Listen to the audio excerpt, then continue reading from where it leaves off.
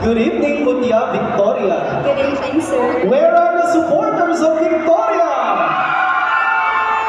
Anyway, after the pageant tonight, what would you want to eat first? I want to eat pizza with my family, of course, and my friends. Perhaps you may have a pizza in Banchetto later.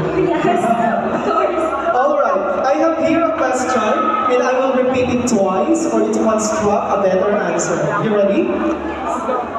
The municipality of Aurora is generally an agricultural community with its major products such as rice, corn, calamansi, and vegetables. As youth, how will you encourage the young people to venture in farming and agricultural jobs? Once again, the municipality of Aurora is generally an agricultural community with its major products such as rice, corn, calamansi, and vegetables. As a youth, how will you encourage the young people to venture in farming and agricultural jobs?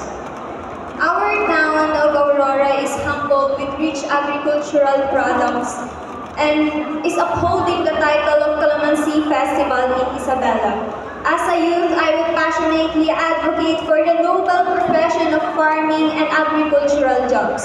I may encourage young people to venture into farming by seeking help from local governments and officials of Aurora in organizing seminars and trainings to stimulate youth in engaging into agricultural activities.